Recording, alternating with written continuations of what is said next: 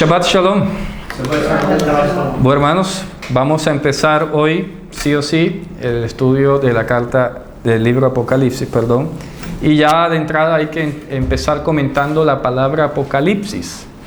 Resulta que tradicionalmente se ha traducido Apocalipsis como revelación, ¿cierto? Hay algunas versiones o traducciones bíblicas que en vez de colocar Apocalipsis traducen y ponen libro de revelaciones o de la revelación. Y en inglés se suele utilizar mucho ese término, ¿verdad? Revelation. Pero hay que anotar algo de entrada. Y esto es un mensaje importante para todos los hermanos que nos van a ver, hermanos cristianos, creyentes, estudiosos de la Escritura, que la palabra Apocalipsis nunca se usó en el mundo griego con relación a una revelación divina. Nunca. ¿Me explico? Los griegos utilizaban en sus oráculos, en sus trances, en sus misterios, otra expresión que era el verbo semanin, ¿ya? O semenin, ¿ok? Este verbo semenin era más o menos el equivalente a colocar las cosas como acertijos. Ya se acordarán del famoso historia del acertijo que le puso en Tebas la efigie a este famoso personaje mitológico, ¿verdad? ¿Qué pasa? Que el famoso que se enamoró de la mamá y mató al papá, ¿me explico? Él tiene un episodio donde la efigie le pone una adivinanza y él, pues, aparentemente la resuelve y obtuvo allí la solución. Entonces, lo que quiero decir es que en el mundo griego se usaba esta palabra porque para los griegos, como idioma, ellos no aceptaban o no concebían una revelación de ningún Dios. Para ellos simplemente era un asunto de lógica y raciocinio, de ir pues descubriendo, siguiendo pistas y ya. Entonces era un proceso que partía del hombre hacia Dios. ¿Me explico? Del hombre hacia Dios. Por eso la palabra Apocalipsis en el mundo griego se usaba para quitar el velo de la cabeza. O sea que la palabra en griego, en el idioma, no tiene nada que ver con revelación. Estoy hablando del idioma griego, ¿no? Se utilizaba era para quitar la cubierta de la cabeza. Entonces, ¿a dónde vamos con esto? ¿Por qué es importante señalarlo?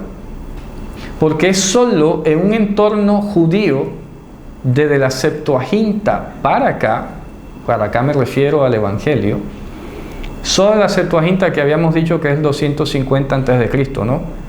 Solo el griego usado por judíos le dio la connotación a Apocalipsis de algo que venía de Dios hacia el hombre. ¿Sí me hago entender? Porque para los griegos no existía eso. Los dioses no se revelaban, sino que los griegos los descubrían. ¿Me explico? Entonces, en el mundo griego neto, nada de Biblia, nada de todo, el hombre por lógica descubría a Dios. Mientras que en el mundo hebreo es todo lo contrario. Es Dios el que se manifiesta al hombre.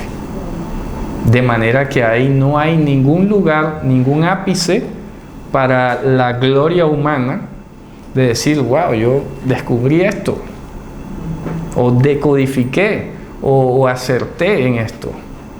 No, fue Dios el que se apareció. Entonces, repito, solo en un entorno judío, o dicho de otra manera, en un griego usado por judíos, Apocalipsis empezó a significar revelación o descubrimiento. Pero ya no literalmente de la capa de la cabeza, como ocurrió en el mundo griego, sino cuando Dios quitaba el velo de separación entre Él y nosotros. ¿Ya? Ahora, ya eso en la parte meramente lingüística, ¿no? Para que quede claro. ¿Y a dónde va el mensaje entonces? Que comprendamos de una vez por todas de que a pesar de que hoy tengamos un libro escrito en griego, es un griego usado por judíos. ¿Me explico? O sea, porque yo personalmente estoy convencido, y siempre lo he dicho muy de frente, yo estoy convencido que el texto original del Evangelio fue hebreo-arameo. Ya, eso yo nunca, no sé, moriré en eso, ¿no? Pero también consigo, bueno, suponiendo de que hubiese sido netamente en griego, que nunca existió en hebreo, que nunca existió en arameo, aún así, esto que acabo de explicar deja ver que no lo puedes abordar desde un mundo puramente o netamente helenista o griego, sino que lo tienes que comprender desde la óptica judía. ¿Está claro? Con todo el bagaje que ya vimos del contexto introductorio de la clase anterior. O sea, estamos hablando de cómo vamos a usar el idioma. Ojo. Precisamente, hermano, ese es uno de los grandes problemas que vemos hoy. Muchas personas cuando van a hacer una explicación bíblica recurren al significado de la palabra griega. Sí. Y esa palabra griega tiene trascendencia desde mucho antes que el Mesías estuviera aquí en la tierra. Claro. Con un significado diferente. Que prácticamente procediera de un culto que ellos hacían a otros dioses. Claro. Y ahora se están aplicando para la cuestión del Evangelio, para explicar el Evangelio, las mismas palabras. Claro. Pero con un significado que no tiene nada que ver. Es correcto. Con lo que se hacía antes. Con lo que vino a traer el Mesías. Claro, así Entonces, eso es un gran error cuando una persona dice esta palabra que viene del griego, claro, porque le está dando un significado errada y ya por ende el Evangelio ya pierde la esencia. Correcto, fuera de contexto. Claro, eso se llama, fuera de contexto. Entonces, Apocalipsis va a significar revelación o descubrimiento solo en un entorno judío. Y, repito, teniendo como dirección Dios-hombre, no hombre-Dios. ¿Ok? Eso, la primera parte, miren, nada más la palabra Apocalipsis nos hace hablar.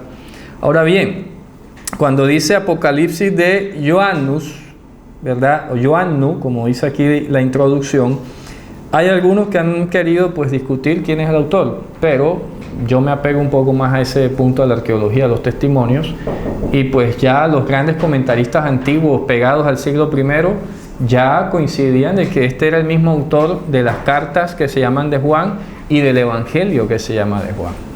¿Ok? Así que ninguno antes cuestionó esto, solamente un entorno un poco más moderno, contemporáneo, se ha querido como cuestionar de si ese era realmente Juan el que escribió o todo lo demás, pero antiguamente nadie cuestionó eso, todo el mundo ahí cerquita, habían pasado no más de 50 años y todo el mundo reconocía y daba testimonio que efectivamente era el mismo Juan, el mismo escritor. ¿Ok? Ahora bien, vamos a iniciar con el primer versículo. Dice, Apocalipsis, ¿verdad? Es decir, revelación, descubrimiento, ¿de quién? De Yehoshua HaMashiach, como es el nombre en hebreo. En griego va a decir Jesucristo, pero esa es la traducción, o pretende ser la traducción griega del Yehoshua HaMashiach. Y quiero enfatizar, y repito, que el nombre de Mashiach solamente se puede decir de dos maneras. La forma larga, que aquí preferimos por muchas razones que ya hemos dicho, y la forma corta, que es Yeshua. No se puede decir de más maneras, porque la evidencia lingüística arqueológica no permite decir otra cosa. Así de simple.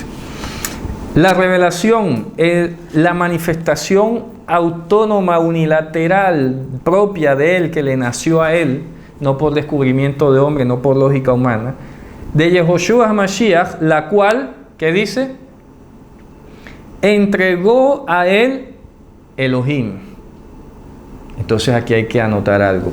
La mera expresión que le entregó a él Elohim es muy profunda, porque fíjense ustedes, tiene relevancia. ¿En qué sentido? La Mishnah en Pirkei Avot empieza diciendo Moshe Kibel Torah Misinai, que significa Moisés recibió la Torah del Sinai. Y preguntan, ¿por qué no dice Adonai le entregó la Torah a Moisés? ¿Por qué dice Moisés recibió y no dice Dios le entregó? ¿Cuál es la respuesta? Por si no se lo imaginan, aunque parezca una bobada, todo el mundo entendía que si decía Dios le entregó a Moisés, ponían a Moisés como igual a Dios, como una relación horizontal igualitaria. Por eso se dice Moisés recibió, no dice Dios entregó. ¿Sí me explico? ¿Ya? Porque la psicología que está detrás de esta cadena que siempre hemos hablado de los verbos masar y kibel, que originan la palabra masoret kabbalah, que no tiene nada que ver esto con la cuestión de la Kabbalah que hay por ahí, ¿no? La palabra Kabbalah en hebreo significa recepción, no es otra cosa mística. Lo otro es la aplicación o el nombre con que cogieron esta palabra para bautizar esa suerte de disciplina judía ligada al misticismo. Pero tampoco vamos a hacer ahora tabú con la palabra Kabbalah. Por ejemplo, si yo recibo a alguien, eso se llama Kabbalat Panim, recepción de rostro, literalmente. Estoy recibiendo a una persona. ¿Ok? Kabbalat Shabbat. Kabbalat Shabbat significa recepción de Shabbat. No tiene nada de místico. Pero cuando hablamos de la Kabbalah, ya eso es otra cosa. ¿Ok? Entonces se dice Masoret o Mesorá. ¿De acuerdo? Masoret o Mesorá es la cadena de transmisión-recepción. Transmisión-recepción. Entonces ya es impresionante que diga que este descubrimiento, esta revelación propia, unilateral, que está manifestando Yehoshua, no viene recibida como si Dios fuera mayor que Él, como si la deidad fuera una cosa y Él fuera como otro menor, allí que está como recibiendo. No, dice, la cual le entregó Elohim. ¿Qué es Elohim? La deidad, la plenitud de la deidad. ¿Ok? Es decir, dicho en otras palabras, la plenitud de la deidad le plació manifestarse o revelarse a través de Yehoshua HaMashiach. ¿Está claro? ¿Ya? Entonces, con esto eliminamos lo que aparentemente dice en castellano como si fueran dos. Como que la revelación de Jesús que Dios le dio. Ah, entonces son dos. ¿Te das cuenta? Jesús y Dios. No. No es Jesús y Dios, como dos personas, como Dios por allá y Jesús por acá.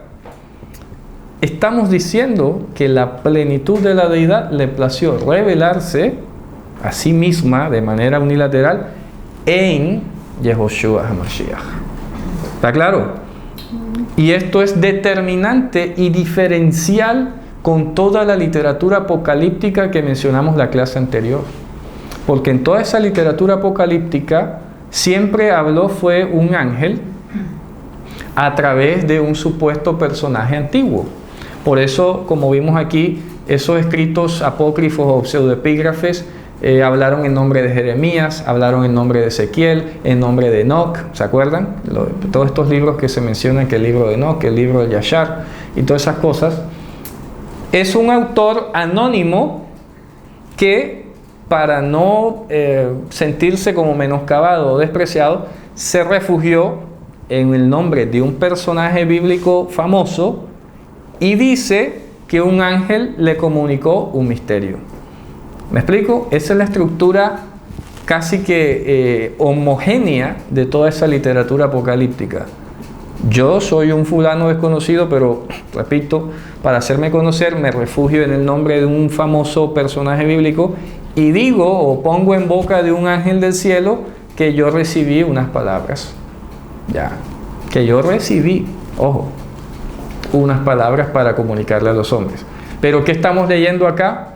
Una cosa totalmente diferente. Primero, que está el autor identificándose. Está diciendo, yo soy Yohanan. Pero resulta que Yehoshua HaMashiach, el mismísimo expresión corpórea de la deidad, se ha manifestado. Y yo solamente he recibido, ¿de acuerdo? Porque ahí dice que la envió luego por un mensajero y yo nada más he recibido esa visión. ¿Cierto? Vamos a seguir leyendo. Dice para decirle o entregarle a sus siervos de él las cosas que deben existir, que deben ser en breve. Y que dice, ¿Qué dice? La declaró enviándola por medio de su ángel a su siervo Juan. Ahí no dice que la declaró. En griego aparece la palabra esemanin, apostilas, significa la expresión en griego, y cuando la envió en símbolos. ¿Ya? Diríamos, y la envió en símbolos.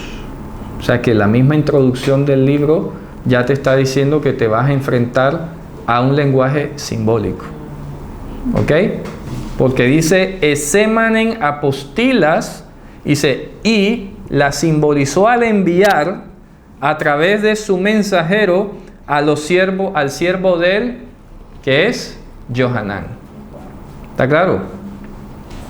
Dios se la declaró en símbolos a través de un mensajero a su siervo Johanán. Está diciendo entonces que es Dios mismo el que se ha manifestado. ¿Está claro? ¿Ya? Y repito, no es que Jesús es uno y Dios es otro por allá, o está el Hijo acá y el Padre allá, no. Es la mismísima deidad quien se plació manifestarse en Yehoshua Mashiach. ¿Está claro? No fue que un ángel se apareció y Juan vio fue al ángel. Y me explico, porque así era como ocurría o solía ocurrir. Que un ángel del cielo se apareció y el ángel me dijo, no, aquí Juan es consciente de esa literatura y para que quede muy claro dice, no, esto fue del mismísimo Dios. Y por eso todo lo que vamos a leer a continuación, ¿de qué se trata? De la exaltación, la descripción de Yehoshua HaMashiach. Claro, vamos a leerlo. Dice, el cual dio testimonio ¿de qué? De la palabra de Dios. Del Logos. ¿De acuerdo? Del Logos de Dios. Y ya en Juan, en el Evangelio de Juan, podemos leerlo, que en el lugar que se le solía asignar al origen único y común de todas las cosas, en ese lugar lo estaba ocupando ¿qué cosa? El Logos. Y el Logos era Dios. ¿Está claro? ¿Ya?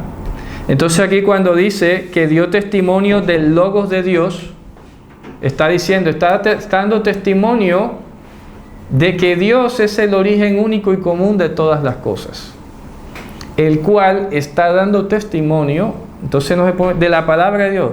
No, eso no es tan liviano.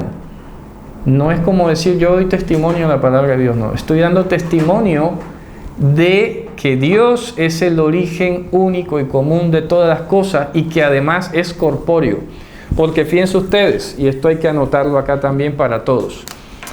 En griego se usó la palabra logos para traducir o pretender traducir la expresión aramea meinra.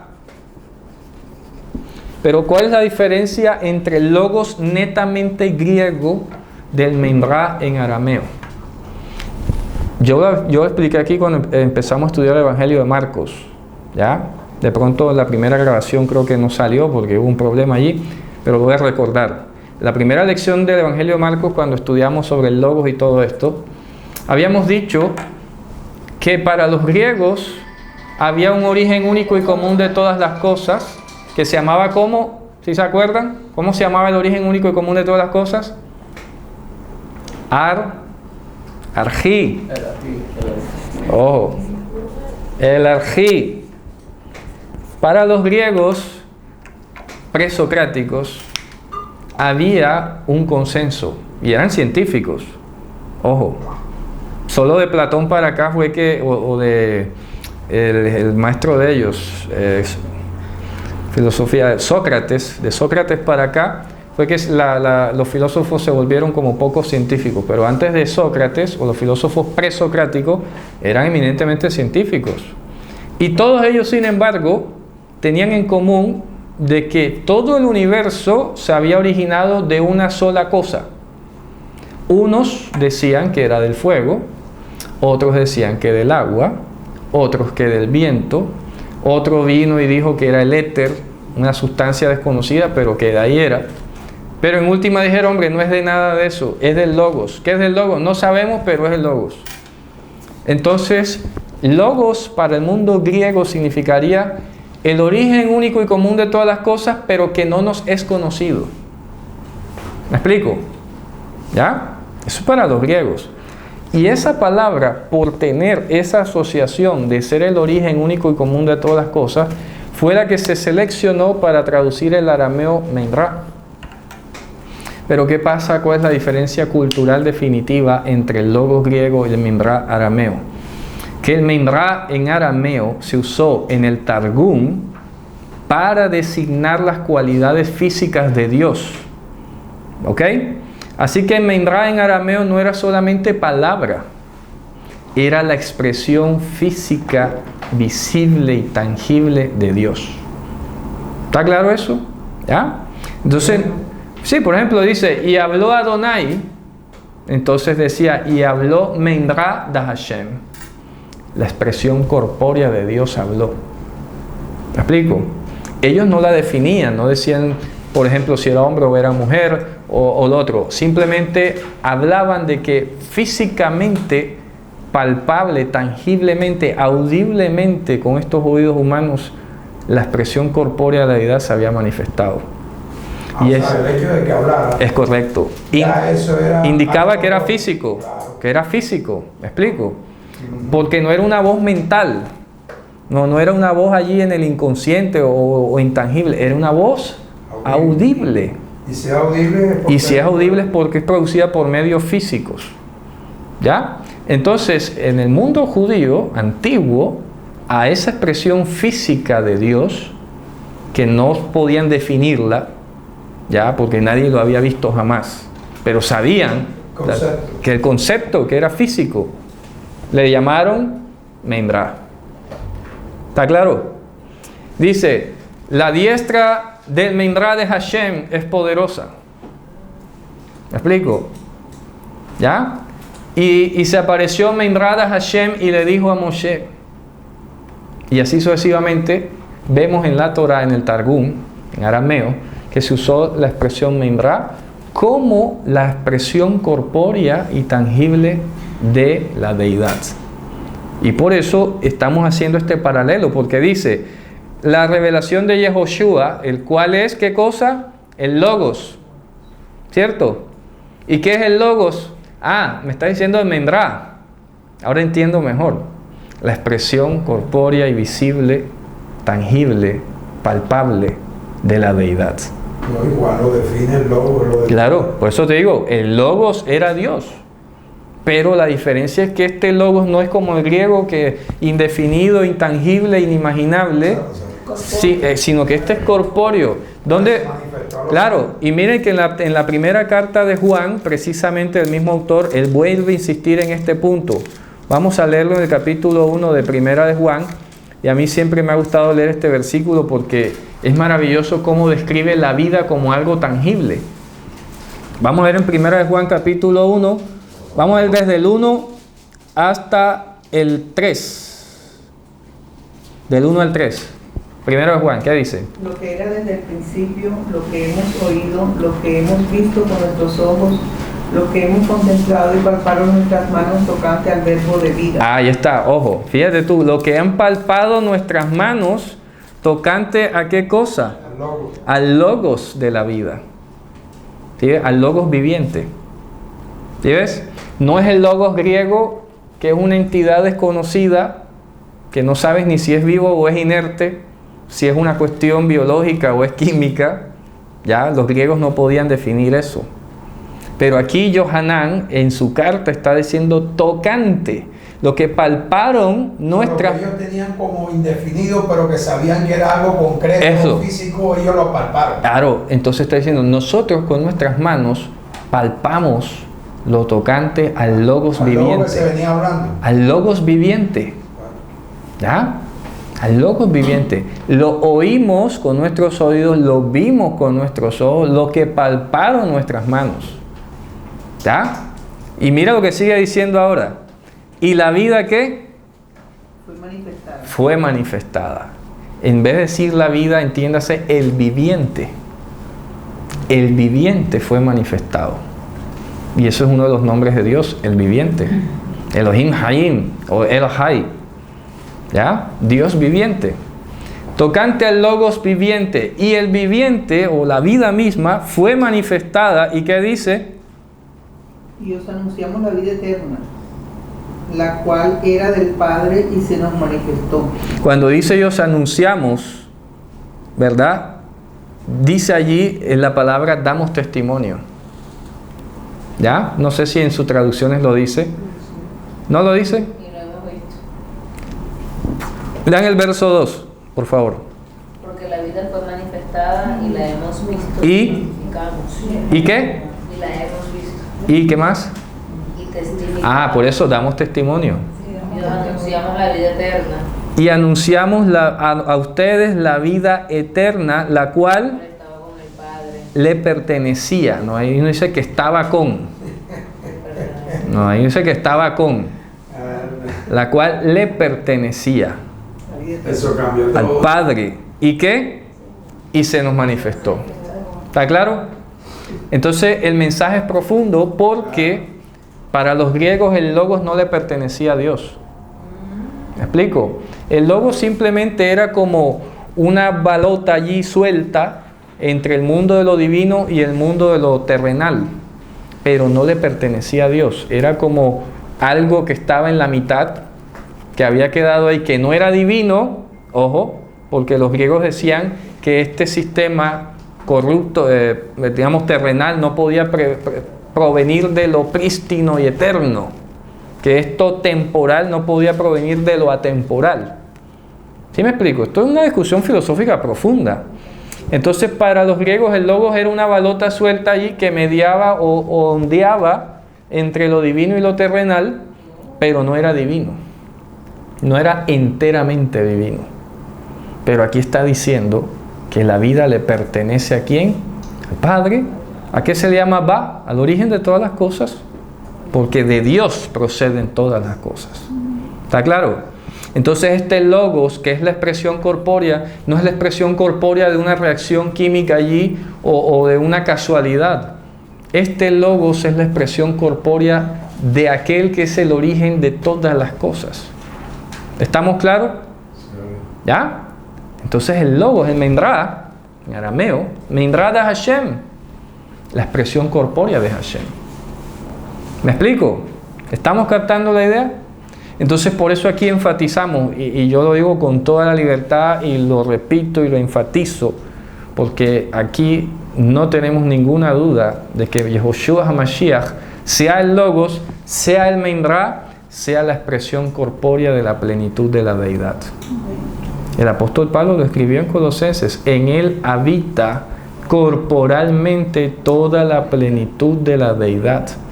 Y dice que le plació a Abba que en él residiese toda plenitud. ¿Está claro? Por lo tanto, Yehoshua es Dios. O sea, en ese cuerpo. Claro, en esa expresión física, tangible, visible, audible, palpable. ¿Sí me explico? Entonces Yehoshua no debe ser visto como un junior, ni como un ángel, ni como un mensajerito ahí, ni mucho menos como Rabí Yehoshua. Oye, su majestad el Mesías, querrás decir. ¿Ya? No es que Rabí de Yehoshua, que algunos le dicen que Rabí.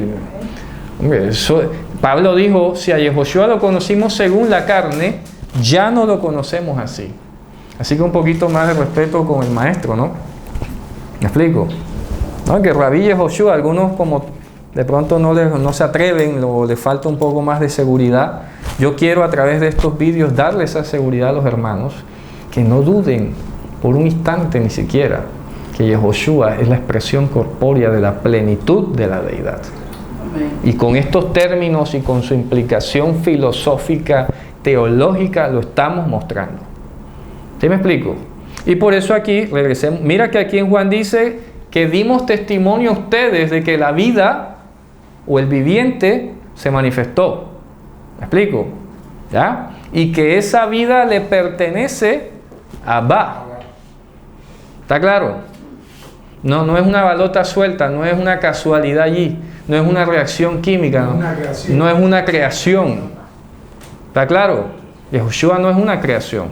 El conflicto que existe, hermano, en la mente, y digo yo que un tiempo lo pude haber tenido yo, es que aquí en nuestro medio, en nuestra cultura, cuando se habla de padre y de hijo, estamos concibiendo la idea de dos personas. Porque claro. en el griego, el padre es el papá. Sí, sí. Y el hijo es el que carga el papá. Y esa es la relación. Sí, como un junior, como un pequeñito. Pero en el hebreo la palabra Abba tiene una implicación todavía más. Mira, a mí me gusta usar. Y Abba no es un nombre. Claro. Entonces, cuando se habla de padre, no se está hablando de que es el nombre de un señor, ¿no? De un señor. Y entonces él está regañando a un hijo. Sí. Abba es algo. El origen común. La excelencia, la plenitud. Claro, miren, yo siempre doy este ejemplo. Si tú tienes un vaso de agua aquí y tú lograras introducir un instrumento que lograse congelar un punto de agua en el centro, ¿ambos son agua o no? ¿Cierto? ¿O hay alguna diferencia entre el hielo y el agua? No hay diferencia, son agua. Solamente que este está en estado sólido y este el otro líquido. Esto es lo que se llama hijo, Ben, y el agua es lo que se llama Abba. Entonces no son dos. Es como el ejemplo del médico, ¿verdad? La medicina es un atributo y el médico es el hijo de la medicina. Algo así, ¿no? Claro, es el que porta el conocimiento de la medicina, el que la aplica, ¿está claro?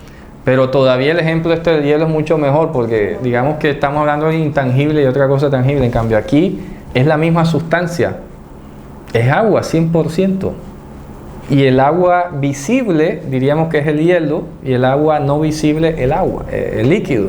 Que es contundente lo de Colosenses, en él habita corpóreamente toda la plenitud. Dice toda plenitud, ahí no podemos salirnos de esa definición. Entonces repetimos, Juan está usando una misma estructura porque dice que está dando testimonio, acá dice que de la vida eterna, y en Apocalipsis está diciendo, vamos a volver allá, que está dando testimonio del Logos de Dios, del Logos divino, entiéndase, no de la palabra de Dios, que es otra cosa. Yo tengo una pregunta ¿Sí? que se me viene ahora, el Salmo 8, o Hebreos, capítulo 8, dice, lo hizo no, ponen hizo. No sale se hizo, no sale. En hebreo no existe que lo hizo más pequeño que los ángeles, no. En hebreo ya lo hemos dicho que sale el verbo hiser, que significa disminuir. ¿Ya? Lo disminuiste a un poco menos que a un Elohim, pero no dice que lo hizo. ¿Ya? Es como yo he dicho siempre, sacas el hielo y lo pones afuera y se derrite y queda chiquitico. Bueno, eso es lo que se llama Hisur en hebreo. Vamos a escribir la palabra acá. Ese proceso se llamaría Hisur, que no es otra cosa que la disminución. ¿Está claro? Eso es todo, pero no que lo hizo. No es una creación, no es un hechura. El verbo asá. No sale ahí el verbo asá. ¿Está claro? Ya. ¿Está? Bien. Entonces dice, el cual dio testimonio del Logos de Elohim, de la expresión corpórea de la deidad, y el testimonio de, es decir, el testimonio de Yehoshua HaMashiach, de lo cual vio. ¿Cierto? Ya hemos dicho que el que en griego significa es decir. ¿Ya? Entonces dice el verso 2, repito, el cual dio testimonio del Logos de Elohim, es decir, ¿de qué? De Yehoshua HaMashiach, de las cosas que él vio. Dice ahora el 3, esto es interesante, lo dice el verso 3, felices el que lee y los que oyen las palabras de la profecía y guardan las cosas en ella escritas, porque el tiempo está fijado. ¿Cuál sería la profecía? Ya vamos a ver. A ver, vamos por parte. Y esto tiene un contexto muy hermoso. Primero que todo, lo que vamos a percibir aquí y que te circunscribe a una comunidad es porque sabemos que en la antigüedad no es como hoy, que todo el mundo tenía su propia Biblia y todo el mundo aquí la tiene y la lee, sino que a nivel comunitario antes uno era el que leía y los otros escuchaban. Por eso dice, felices el que lee y los que oyen. ¿Está claro? Quiere decirle que este libro Apocalipsis no se puede utilizar por un incrédulo o una persona que no se congregue. Porque hay personas que han querido, como que allá en lo recóndito de su casa, ponerse a estudiar Apocalipsis y sacar sus propias conclusiones y tener profecías y visiones y todo. No, no, no. Este libro se debe leer y estudiar en comunidad. Porque dice, feliz el que lee y los que oyen. Es decir, los que se congregan. Este libro no es para estudiarlo allá solo y con Google, ¿verdad? Y cosas por el estilo. Tienes que estar aquí reunido con otros hermanos que también en quienes reside el poder de Dios puedan aportar, puedan recibir luz acerca de lo que estamos hablando. Porque como dice en la Escritura, todos estáis llenos de palabra, ¿no? La palabra de Hashem, de Yehoshua, ha morado y reside abundantemente. Así que en la medida que yo vaya leyendo y voy explicando, diga cosas, ustedes también, el Señor les va revelando y les va conectando cosas que de pronto yo no veo. Pero cuando ustedes las pronuncien, me dan más luz a mí y yo traigo más luz otra vez y así sucesivamente. Pero si yo me pongo solo allá porque no me quiero congregar, pero yo quiero estudiar la Biblia y me voy a meter con el computador 2 de la mañana buscando y tal, así no es. El libro te está invitando a que te congregues. El que lee y los que oyen. ¿Ok? Entonces dice además, esto tiene otra repercusión histórica. Acordémonos que para esta época en la que se escribe el Apocalipsis, existía o estaba rigiendo el emperador Dionisiano. ¿Y saben qué ocurrió para esa época? Como ya todos los libros apocalípticos de los que hablamos la clase anterior eran la mayoría unos antihelénicos y otros antirromanos, ¿ok? Este emperador, a diferencia de otros, este emperador prohibió, so pena de muerte, la lectura de cualquier libro de corte apocalíptico, porque se consideraba como un libro pro sedición ante o contra Roma. Entonces, ya de por sí suena un poco irónico que diga feliz el que lee y los que oyen, porque lo que te está diciendo es, ya sabes que te pueden coger y te pueden matar. Y me hace recordar a cuando el Señor Yehoshua dijo, feliz sean ustedes cuando los ultrajen, los maten, los persigan por causa de mi nombre, porque así persiguieron y mataron a los profetas que fueron antes de ustedes. Entonces ya es una especie de ironía, una gracia, una expresión un poco graciosa que diga, felices los que lean y escuchen. Y tiene además ese reto o ese desafío implícito.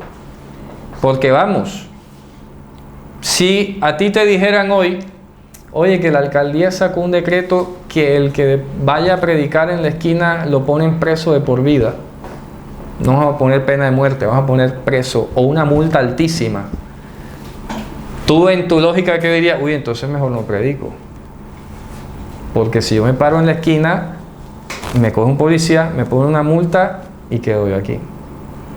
Ahora escálalo a que diga el emperador, al que lo pillemos leyendo o escuchando esa literatura por ahí apocalíptica, antirromana, se va de pena de muerte. Entonces decir con razón, feliz el que lee y los que oyen. ¿Qué significa? Esta gente firme que está dispuesta a morir, nada más que por leerlo o por oírlo. Ya hemos dicho aquí inclusive que el verbo shama en hebreo, que traduce en oír, significa también ¿qué? Entender y obedecer. En esas situaciones que Pablo saca, cuando los Filipenses dice todo lo puedo en Cristo que me fortalece. Claro. Se está hablando de una situación de esa. Sí, sí. Y cuando en el contexto está hablando directamente de la escasez y la abundancia. Pablo dice, sé vivir en la escasez, sé vivir en la abundancia. Todo lo puedo en Cristo. En cambio, hoy no quieren vivir en la escasez. ¿Me explico? Hoy todo es prosperidad, hoy la pobreza es una maldición y vaya. O sea, no, Pablo dijo, cuando dijo todo lo puedo en Cristo es, puedo vivir en la escasez. sin ningún problema. Estaba preso en ese momento. Claro, dice, por todo y en todo soy enseñado. Así que no me vengan con este cuento de que Pablo era un supermillonario, o como decía el otro, ¿verdad? Que era que porque Pablo no sabía lo que sabemos hoy era que andaba pobre. No tenía la fe que tenemos hoy. ¿Cómo te parece? Atrevido, ¿no? Eso es mucho atrevimiento. Entonces, fíjense ustedes, hermanos, estamos desmenuzando cada expresión y su eco en el contexto. Feliz el que lee y los que oyen.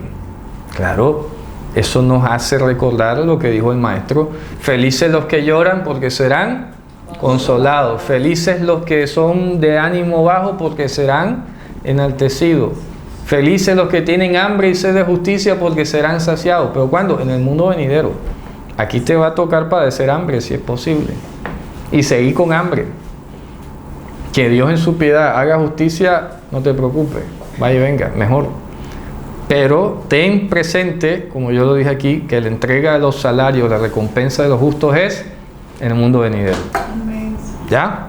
Eso lo dice también la Mishnah, Talmud de Babilonia, Pirkei Avot. Ten presente que la entrega de las recompensas o retribuciones de los justos es en el mundo venidero. Así que si Dios te llega a dar algo a ti en este mundo, aunque sea poquito, está súper ganado. O sea, le plació a Él adelantarte algo. Está claro, pero de plano debes de saber que aquí no aspires a recibir nada. No aspires a eso, que eso no te motive. Y eso me conecta por algo muy, muy bueno que dijo el rabino Jonathan Sachs, que precisamente, y es apropiado para esta época, el rabino decía, el pueblo hebreo nunca ha tenido como ideales, como alto estándar, el dinero ni el poder. ¿Ya? Nunca ha estado detrás de eso.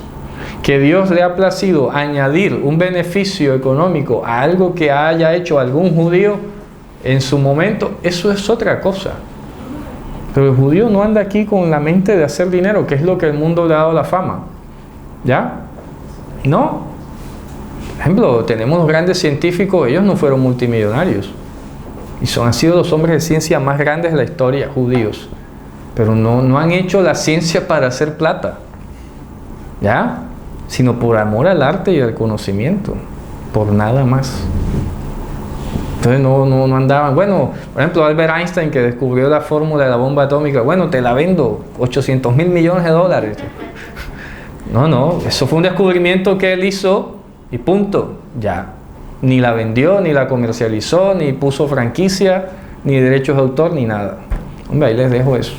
Que el hombre no la ha utilizado para bien, eso es otra cosa. Pero en sí es un descubrimiento científico. No se hizo, ni él la hizo jamás para destruir, ni para imponerse como nación, ni nada. Eventual, que atinó a aparecer en esa época, y los gringos quisieron hacerlo así, hombre, se salió de las manos y él se arrepiente inclusive de haber revelado ese conocimiento. ¿Ya?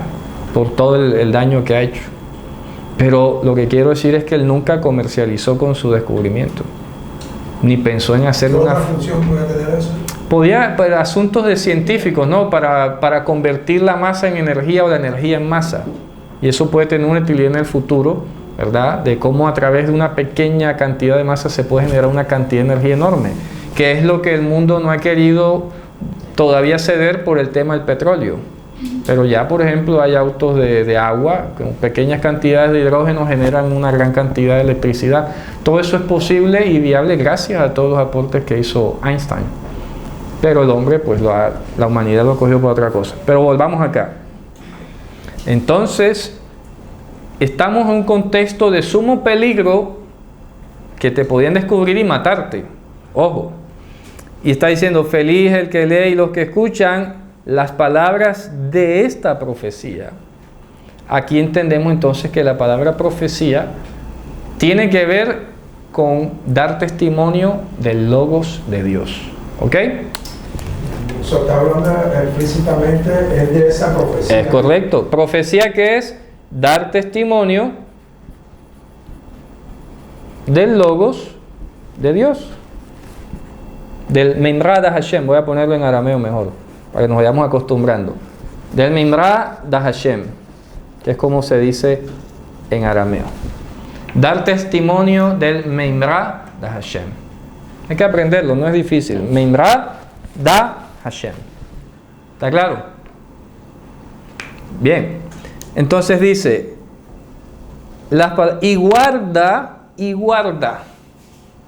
Hayamos aquí hablado del verbo shamar en hebreo, que significa vigilar, no perder de vista algo. No, este guardar no es como que me lo voy a encaletar por acá y más nadie va a saber este misterio y yo solo me lo guardo. Ya, ahí no dice guardar en ese sentido. Guardar significa vigilar. Por eso Hashem es Shomer Yisrael. No es que esconda a Israel bajo la tierra o en una montaña, no es que lo guarde en ese sentido. Lo está vigilando, no lo pierde de vista, lo tiene allí todo el tiempo bajo su observación. Entonces está diciendo que nosotros debemos tener presentes, no perder de vista, no dejar de incluir las palabras de esta revelación, de este testimonio. Quiere decir que nosotros no debemos dejar de confesar que Yehoshua es la expresión corpórea de la deidad. Es el Señor. Que es Hashem. ¿Está claro? Eso no podemos dejar de decirlo, no podemos perderlo de vista, porque a eso se refiere vigilar las palabras de esta profecía, porque el tiempo está fijado. Cuando dice cerca, no se está refiriendo, ya hemos explicado aquí la palabra hebrea karov. Karov significa que algo ya está allí, inevitablemente va a ocurrir. Por eso pudiéramos traducirlo como el tiempo está fijado. No porque claro, cualquiera en su lógica sale diciendo, oye, pero esto lo dijeron hace 2000 años y ¿cuándo es cerca? ¿Cuándo será cerca? ¿Será en 4000 años que es cerca? 5000. No, entonces dice en la otra parte que un día para Dios como 1000 años. Claro, pues resulta que cuando dice cerca, ya lo hemos dicho en hebreo, karov significa que está allí y que es karov. Verbo karav. Verbo karav. Karov en hebreo, como dice karov eleija hadavar, cuando dice cerca está así a ti la palabra, cuando no es que Dios la haya puesto ahí cerquita y a ti te toca como un poquito avanzar, no. Quiere decir que Dios la ha fijado allí, que es inevitable, que no se puede quitar, porque está ahí ya, está fijada. ¿Está claro? En español No se entiende, claro, por eso digo fijar, entiéndase como fijar para que no se complique. ¿Ya? Karov, fijado. Eso es lo que es en hebreo. Sí, Fijada. porque el tiempo está fijado, está allí puesto, punto. ¿Está claro? ¿Y qué palabra griega aparece? Aquí aparece la palabra engis, que traduce al hebreo karov. Por eso estoy haciendo la retrotraducción del griego al hebreo. ¿De dónde es eso? Porque hay un libro que se llama Concordancia griego-hebreo de la Septuaginta. Esto no es una cuestión abusiva mía. Esto lo compiló Hatch Redpath, que son dos autores, Edwin Hatch y Hans Redpath, si mal no equivoco el nombre de Hans, y se llama así, A Concordance to the Septuagint and the other Greek versions of the Old Testament. Significa una concordancia entre la Septuaginta y el texto griego del Antiguo Testamento y otros manuscritos más. Entonces esta concordancia te permite establecer qué palabra griega se usó en la Septuaginta para determinada palabra hebrea. Entonces yo puedo precisar que el griego engis se utilizó por los judíos de la Septuaginta para traducir el hebreo karov. ¿Está claro? Correcto. Bien. Entonces, he allí la importancia de leerlo en su contexto. Miren que lo que hemos hablado hoy es potente. Yo no sé si estamos procesando toda la información que estamos hablando acá. ¿Ya? Y estamos hablando apenas los primeros 3 versículos. Voy a hacer una recapitulación antes de avanzar.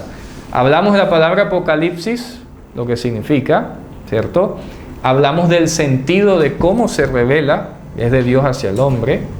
Hemos hablado del logos, que es el que se reveló como la expresión corpórea de la plenitud de la deidad.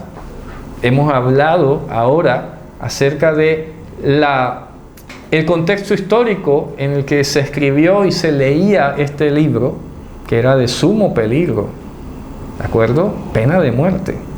Y está diciendo entonces que además debemos persistir en vigilar lo que allí se escribió porque el tiempo ya está fijado. Es decir, que no te preocupes que cuándo va a pasar. Eso va a pasar y ya. Es lo único que te debe interesar. Simplemente testifica. Claro, porque entonces esto es algo importante a tener en cuenta, porque la mayoría de la gente que quiere estudiar o saber, entre comillas, Apocalipsis, es porque a veces ve el Apocalipsis como una bola de cristal, que cree que saber el libro le va a permitir anticiparse con precisión el tiempo en el que van a ocurrir los eventos que ahí se están anunciando. Pero resulta que el libro te está diciendo es que tú tienes que vigilar las palabras de la profecía que se te están diciendo, porque ya el tiempo está fijado. Dice, o sea, el tiempo a ti no te importa. Y de hecho en eso concuerda lo que dijo Yehoshua. A ustedes no les conviene, no les compete conocer los tiempos y las sazones que Dios ha puesto en su sola potestad. Así que ya de entrada el libro te está diciendo, por el tiempo no te preocupes, que eso está fijado. ¿Para cuándo? No preguntes. No preguntes que para cuándo, ¿ya? Y además, inclusive, sería imposible saberlo con precisión, porque Dios lo sujetó a un término variable, cuando dijo que los tiempos serán acortados por causa de los escogidos. O sea que si alguien aquí preciara en su orgullo, llegar a decir, no, yo sé cuándo va a caer esto, cuándo va a pasar lo otro, Dios lo sujetó a un tiempo variable. 1844. ¿Ya? Cuando habla de las señales. Por eso le digo, todo está sujeto a una variabilidad temporal que Dios a discreción va a determinar. Por eso no es que Dios vaya, no, es que la estrella va a caer dentro de 10 años, el otro en 10, no, cuando Él mande. En su debido momento, cada En su momento. Todo está sujeto a su voluntad. Todo está sujeto a su sola potestad. Nunca se nos va a olvidar eso. No está anclado a un cronograma fijo de temporalidad, sino que todo depende de su sola potestad. ¿Está claro? Lo importante para nosotros es que todo lo que se escribió aquí no va a dejar de ser. Eso sí. Porque aquí dice las cosas que deben ser. ¿Ya? Deben ser. Las cosas que deben ser. Hermano, pero sí podemos hablar de cierto margen. No, es que... Porque, por ejemplo, tenemos algunas pistas, porque el Señor no dejó tampoco las cosas así como que escondidas totalmente. Cuando hablamos de la fiesta, estamos hablando de fecha. Ya hemos visto que algunas se han realizado el tiempo fijado. Por eso, pero lo que te quiero decir es que tú no puedes profetizar es que en septiembre de este año va a pasar. Exactamente, o sea, ¿Me que explico? hay un margen de... Pero vuelvo y te digo, ni siquiera tenemos que estar en mente, es que en una fiesta de Sukkot va a pasar esto. No, ni siquiera en eso. ¿Ya? No podemos... Pero hay acontecimientos, o sea, ¿no? Sí, están relacionados. Ojo, acuérdense que el libro lo dice que se entregó en símbolos. En símbolos. Todos en símbolos. De manera que no podemos partir. Yo te entiendo la lógica que tú dices, que Jesús vino en Pesaj, entonces va a venir en Yom Teruah. No necesariamente en esa fecha. ¿Me explico? No necesariamente en esa fecha. No es que en Yom Kippur vayamos a hacer... Ojo, porque está simbólico. Eso no quiere decirle que si primero vino literal, entonces en lo segundo va a venir literal también. ¿Ya? ¿Me explico? Porque todo está en símbolo. Lo que yo quiero enfatizar aquí es que ya el tiempo está fijado por Dios y que Él en su sola potestad lo va a disponer que ocurra cuando tenga que ocurrir. Y nosotros nos tenemos que sorprender. Que yo pensé que venía en Yom Teruah y vino en otra cosa. Eso no es relevante. ¿Me explico? No podemos decir, es que entonces Dios mintió porque... es que Él nunca ha dicho que voy a venir en Yom Teruah. Nunca lo ha dicho. Que nosotros lo supongamos es otra cosa. Pero en ninguna parte dice yo voy a venir a ustedes en la fiesta de Yom Teruah, o yo voy a venir en Yom HaKippurim, o voy a aparecerme en Sukkot. Eso lo inferimos nosotros.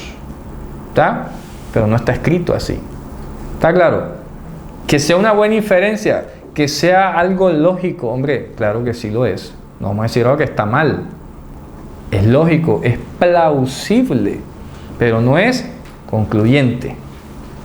¿Ya? Tiene altas posibilidades de que sea así. Listo. Pero yo quiero que abramos un poco más y no nos anclemos. ¿Ok? Que no nos anclemos al tiempo y a las cosas. Dios lo hará en su momento. ¿Ya? Si atinamos a decir, hombre, viene en Yom Teruah y vino en Yom Teruah, hombre, excelente, excelente. Pero yo siempre invierto la lógica. Ajá, y si no viene en Yom Teruah, ¿tú qué vas a decir entonces? Es lo que le ha pasado a los que promueven el vendimiento del Mesías. Es correcto, claro. No, que va a venir en el 1800 tanto. Ajá, y no vino, ¿y qué? Y entonces, quedaste mal. ¿Ya? ¿Me explico? Entonces, eso, porque puede ocurrir una suerte de como de desilusión o desconcierto. Yo no quiero que eso pase. ¿Ya? Yo lo he dicho aquí con el tema del rapto. Hombre, aquí de plano no creemos que haya rapto. Ojalá haya. Ahí, si no hay, vas a quedar desconcertado.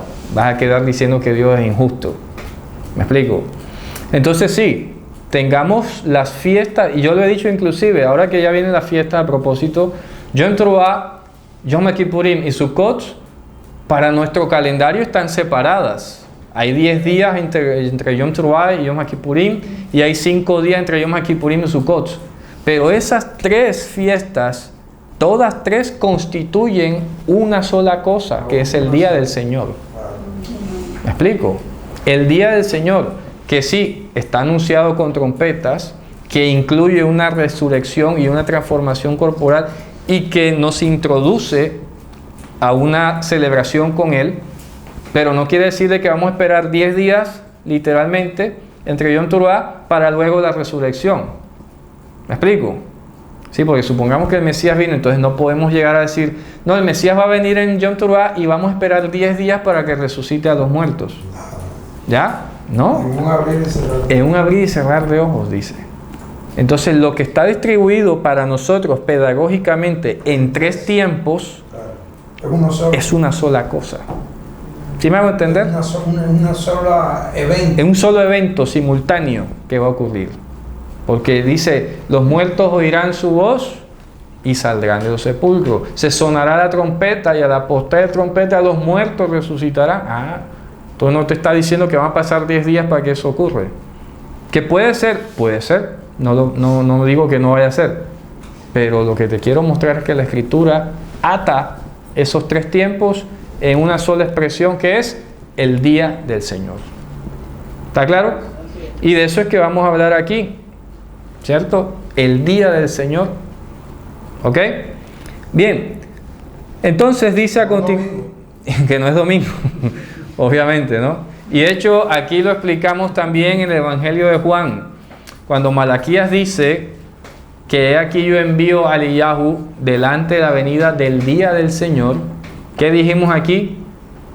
Que el día se le llamó ¿a qué cosa? A la luz, ¿cierto?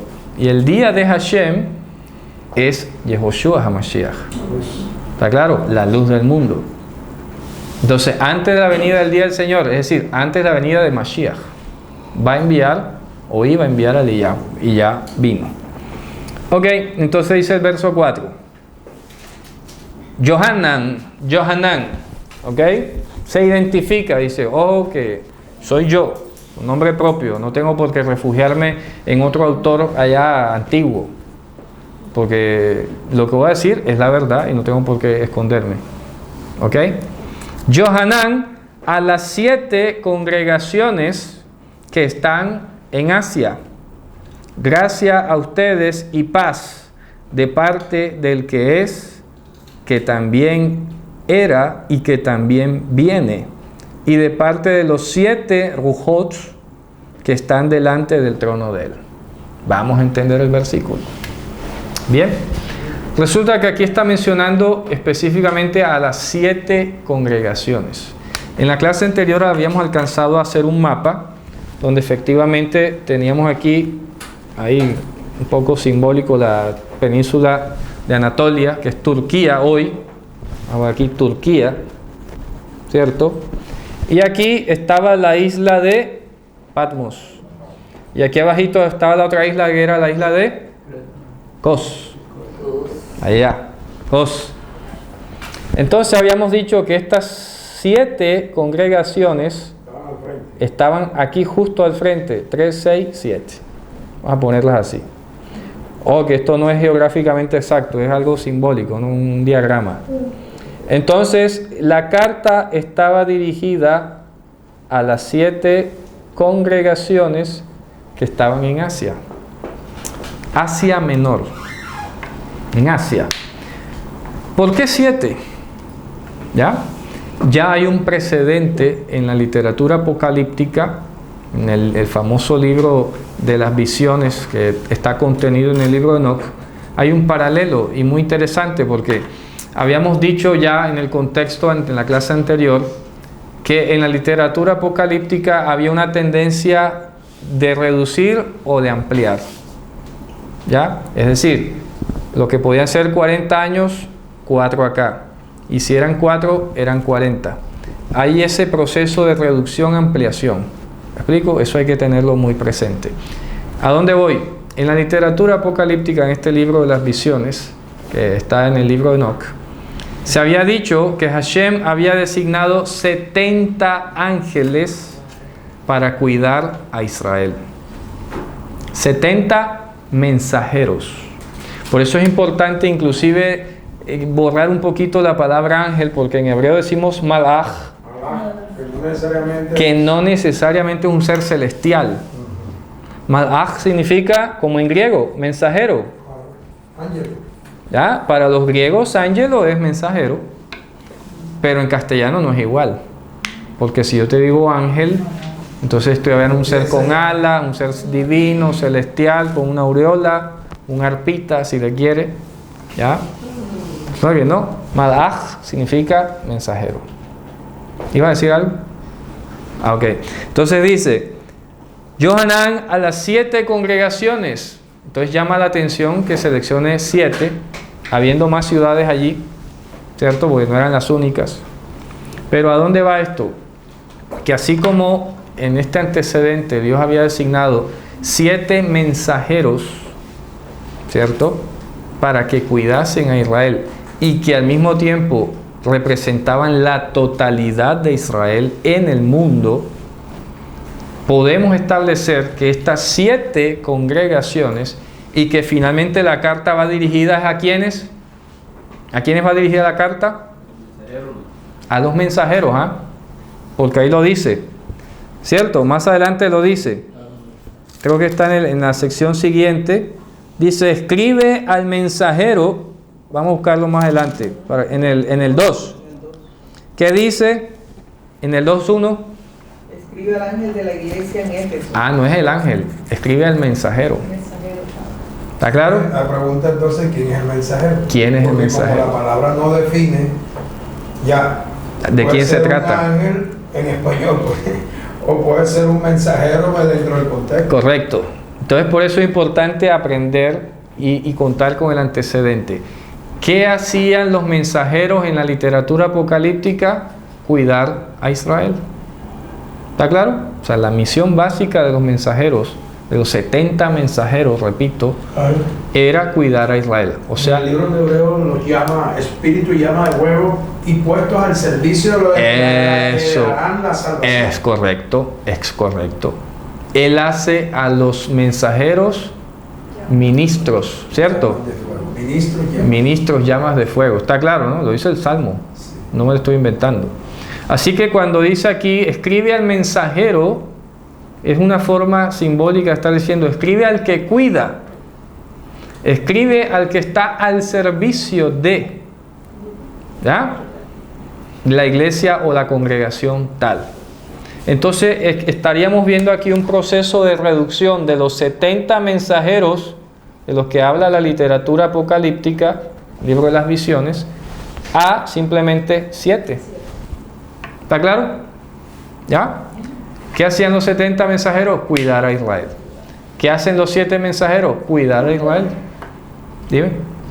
A ver, me llama mucho la atención. Todavía tengo la incertidumbre de afirmar o determinar que sean ángeles celestiales. No, no son. Exacto, porque escribe al mensajero. Claro. O sea, como si estuviera yo, si pensamos un ángel, es como quien dice, wow, voy a escribir al ángel que está allá arriba. Sonaría ilógico, ¿no? Entonces tendríamos que definir quién es el mensajero. Vuelvo y te digo, estoy Porque diciendo. está escribiendo Juan, es como a otro igual a él. Correcto, es que eso es lo que estoy diciendo. Hemos definido aquí que mensajero es alguien que está al servicio, pero no es celestial. Porque, repito, estaban al cuidado de Israel. Son personas, ¿ok? Pero, ojo, no es que sean personas literales de 7 ciudades literales nada más. ¿Estamos a claro? Porque es simbólico. Es como si dijera, escríbele a la cúpula de Israel. Escríbele al liderazgo de Israel. ¿Ya? Porque en este momento la comunidad de creyentes se podía decir que estaba representada principalmente en esas 7 ciudades, que son las que tiene ahí mismo. Pero ojo, estas no son las únicas 7 comunidades que existían en ese entonces. Había toda una comunidad de creyentes. Pero vamos a ser prácticos. Son las que tiene ahí al frente.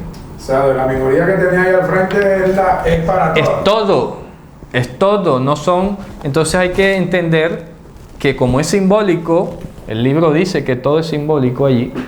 Entonces no se está refiriendo a literalmente esas 7 ciudades nada más, sino que este mensaje va para toda la plenitud de Israel. ¿Está claro? ¿Ya? Que así como en la literatura se menciona 70 mensajeros que cuidan a la plenitud del ganado, aquí finalmente se le está escribiendo a 7 mensajeros que están cuidando de una plenitud que es la muestra de todo el ganado. ¿Estamos? Sin embargo, cada símbolo o a cada iglesia se le da como si fuera un mensaje. Ya lo vas a ver, ya vas a ver por qué. ¿Ya ves? Porque estamos hablando de la plenitud de la nación. Israel nunca fue homogéneo. ¿Verdad? Siempre hubo en el pueblo un pecado distinto, una concupiscencia distinta, una debilidad distinta.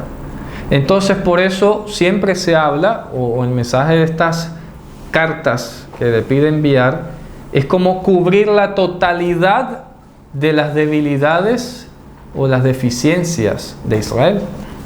Porque fíjense ustedes, el apóstol Jacob, cuando escribió su carta, ¿a quién se la dirigió? A las 12 tribus que están en la dispersión. ¿Sí está claro? Ahí donde están geográficamente no vas a saber. Geográficamente no las podías localizar. Y que en ese tiempo no había dispersión, o sea, porque eso vaya en el tiempo de Jeroboam y esto. No. Quiere decir que la dispersión, porque ya las personas no eran conocidas, las 12 tribus. No, lo que pasa es que el término dispersión en hebreo se refiere a todas las naciones fuera de Israel. ¿Ok? La Golá se llama en hebreo. Eso se llama la Golá.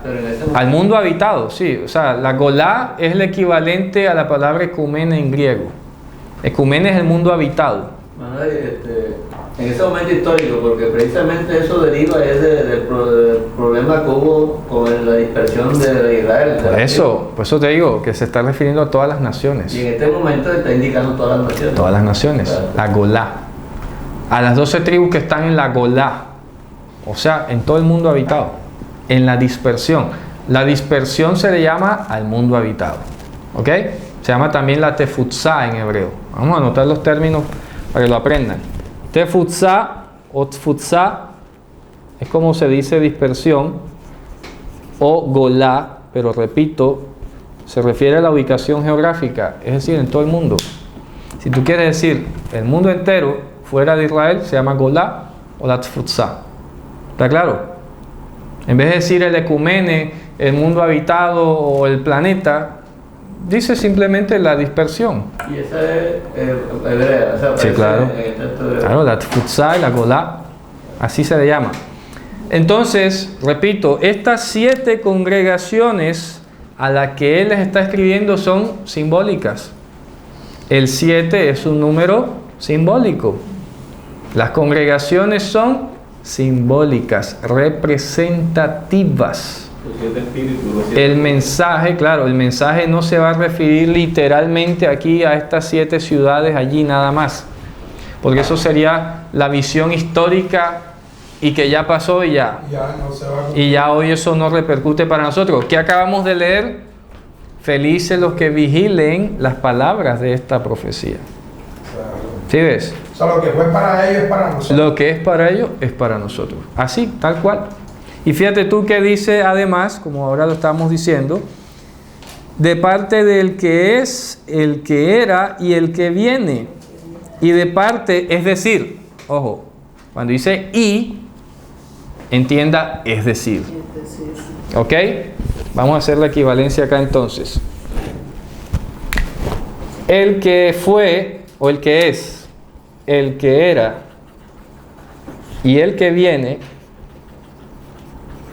no es otra cosa que otro nombre de los 7 rujots, ¿verdad?, que están delante de su trono.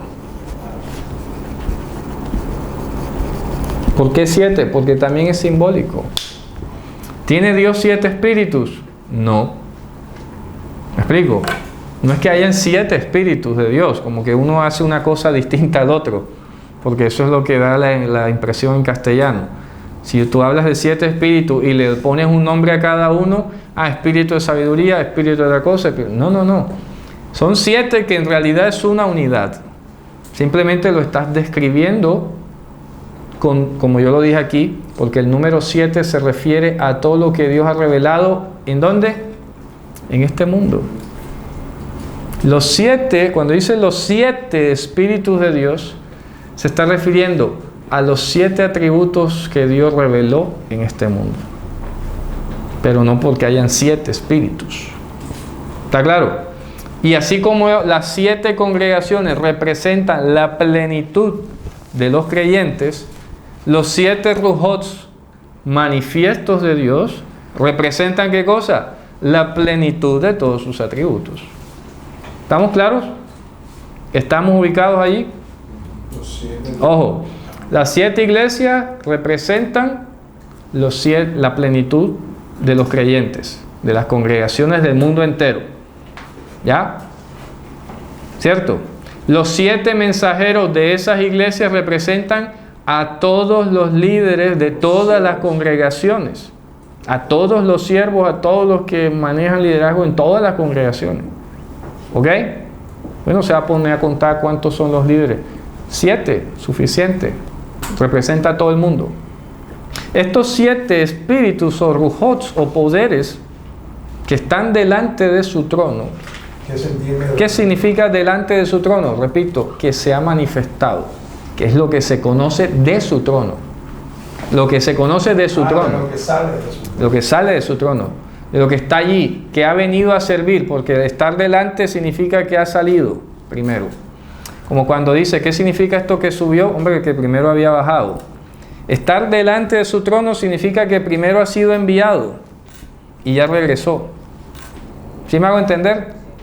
Ojo, se lo estoy poniendo como analogía. Sí. ¿Qué significa esto que subió a lo alto?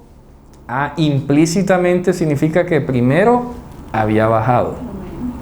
Los 7 rujots que están delante de su trono, delante al rostro de, significa que antes habían sido enviados y están de vuelta. Ya fueron y vinieron. Los atributos, el poder de Dios se manifestó y ya es evidente delante de Dios que ya se hizo la obra. ¿Está claro? Ya fue y vino. Así de simple. ¿Ya? Fue y vino. Delante de su rostro es que ya fue y vino. Fueron manifiestos al propósito. Es correcto, se manifestaron. Así es. Entonces, ¿qué está diciendo? Dice, gracia y paz. Es un saludo muy hebreo, ¿no? Hoy, lamentablemente, se volvió una especie de dicho un poco asociado a algo místico, porque cuando se dice en hebreo, Hasbe Shalom, la gente entiende hoy como que ni Dios lo quiera. Pero literalmente, Hasbe Shalom significa es gracia y paz. O sea, piedad y paz. Hasbe Shalom.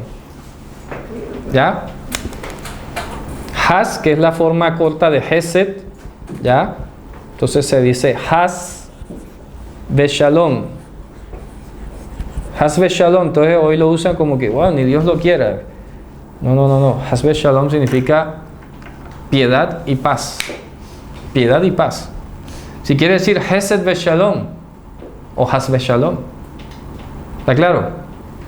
Entonces está diciendo Hesed de Shalom, piedad y paz. ¿Y qué es eso? El que es, el que era, el que viene. Por eso, estos son atributos de este que posee esos 7 atributos manifiestos de parte de Yehoshua. Entonces, por eso dice, mira lo que dice el 5, es decir, lean con es decir, ¿qué dice? Lean el 5. Ya hemos dicho, repito, vamos a leerlo. Yohanan, a las 7 congregaciones, es decir, a todas las congregaciones del mundo que están en Asia, que es la muestra de todo el mundo, piedad y paz de parte del que es, el que era y el que viene, es decir, de los 7 poderes manifiestos que están delante de su trono, es decir, de parte de Yehoshua HaMashiach. ¿Está claro? Entonces ahí vienen cuáles son esos 7 atributos o 7 poderes manifiestos. ¿Cuál es el primero? El testigo, no, el testigo. El fiel.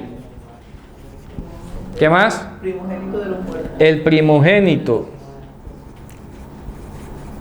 Entiéndase primogénito como aquel primero que resucitó para poseer la vida eterna. ¿Ok? Cuando dice primogénito de los muertos, ek necron, ¿ok? Está diciendo, o prototokos ton necron, con relación a los muertos. El primogénito con relación a los muertos. Es decir, el primero. No, porque no es el primer, o sea, pero habría que decir, primer resucitado para vida eterna. ¿Ya? Porque no es el primer resucitado. Antes ya han resucitado otros. Pero hay que decir, el primero que resucitó para poseer la vida eterna. ¿Está claro? Sí, así es. ¿Ya? Entonces, sí, es correcto, como el precursor sonaría mejor. El testigo, el fiel, el primogénito, ¿qué más? El soberano de los reyes. El soberano. El rey de la tierra. Bueno, en hebreo inclusive dice algo más hermoso, que dice Elión le Malchei Aretz, que es el Salmo 89 que está citando aquí. Salmo 89 le está citando. Les doy el versículo. Eso está citando el Salmo 89, 28, si lo quieren anotar. Está citándolo allí. En hebreo dice Elión le Malchei Aretz, significa el que está por encima o el que es de arriba con relación a los reyes de la tierra. Entonces es un poco distinto decir el soberano de los reyes de la tierra, porque podía ser otro terrenal. ¿Sí me explico? Pero no, está diciendo es el que es de arriba con relación a los reyes de la tierra. Por eso es que digo, mi reino no es de este mundo. ¿Ya ves? Entonces aquí vamos a colocar el Elión, porque en hebreo es que como se dice, el Elión de Malchei Aretz. Entonces llevamos 1, 2, 3, 4. ¿Qué sigue? Dice, al que nos amó. El que nos amó. El que nos amó. ¿Qué más? Nos libertó. El que nos libertó, ¿verdad? Aquí dice nos lavó. O nos lavó, más bien. El que nos lavó o libertó de nuestros pecados con su sangre, ¿verdad? ¿Y qué más? Y nos hizo un reino. Nos hizo reyes Sacerdote. y sacerdotes, ¿cierto? Esas son las 7 obras que resumen la manifestación de Mashiach en este mundo. ¿Ok? Esas, exacto, pues son poderes. Recordemos que Ruhot es poderes, ¿no? Los poderes manifiestos de Dios. Como el testigo, el fiel, el primogénito, el que es de arriba, ya el superior, el que nos amó, el que nos lavó, el que nos hizo. Son las 7 actividades del poder de Dios en nosotros. Porque tenemos que confesarle a Él como el testigo, a Él como el fiel, a Él como el primogénito, o el que tiene la preeminencia en todo. ¿Está claro? El primer poseedor de los derechos de herencia de cualquier cosa. El que es de arriba. Entonces fíjate tú que estas 4 cosas conciernen a lo que nosotros debemos confesar. ¿Ok? Y no perder de vista. Y estas de 3 de abajo son las cosas que Él hizo por nosotros. ¿Está claro? Estas 7 en conjunto son las 7 manifestaciones del poder de Dios. Entonces el que es, el testigo, el fiel. Es el correcto, mérito, es correcto. Y el que está arriba. Eso. El que era. Claro, el que era, el que ha de venir, el que era, el que nos amó y nos lavó, el que ha de venir, el que nos va a hacer reyes y sacerdotes. Claro, ahí está. ¿Sí me explico? Si tú lo quieres clasificar, se puede ver. Claro. Él es testigo, Él es el fiel, Él es el primogénito, Él es el de arriba. Eso es tiempo presente. ¿Me explico? El que era, el que fue, ¿verdad? ¿Qué fue? Hombre que nos amó, el que nos lavó, y el que ha de venir es el que nos va a hacer reyes y sacerdotes. Y el que viene nos hará reyes. Claro. ¿Sí o no? ¿Se entiende? Esos son la plenitud de la obra de Dios, básicamente resumida en 7 puntos. En quién es Él, qué hizo por nosotros y a dónde nos va a llevar. ¿Está claro? Más resumido no se puede. ¿Ya? Entonces, este que posee el dueño de toda esta manifestación es Yehoshua HaMashiach. ¿Ya? Y todo eso lo va a hacer para integrarnos finalmente a Abba. Por eso ahí lo dice, ¿verdad? Para Dios. ¿Cierto? Su origen. ¿A dónde es que lo dice? Aquí, en el 6. Reyes y sacerdotes, ¿para quién? Para Elohim, la fuente de él. El Abba de él. ¿Ok? Porque él procede de Abba. Yo de Abba he salido. O sea, del origen de todas las cosas. La gloria y el poder sean a él por los siglos de los siglos. Amén. ¿A quién es la gloria y el poder? A Yehoshua. ¿Sí me explico? Al que nos amó, al que nos lavó, al que nos va a hacer reyes y sacerdotes. Ya nos hizo, pero falta que se manifieste, ¿no? Cuando venga. ¿Ya? A él es el poder y la gloria. Ah, entonces Dios que dice que no comparte su gloria con nadie, entonces Él es Dios. ¿Está claro? Porque si la gloria se le está dando a Él y el poder, y Dios a través del profeta Isaías dijo que no compartía su gloria y su poder con nadie, entonces Él es Dios. ¿Está claro? ¿Ya? Entonces estamos viendo un lenguaje, repito, bastante profundo, pero así es importante irlo desgranando de a poco para que entendamos la dimensión de cada palabra. Vamos a dejarlo hasta aquí hoy. Hemos llegado a la primera parte del capítulo 1, a la segunda sección, y ya la próxima entonces continuaremos estudiando. Shabbat Shalom.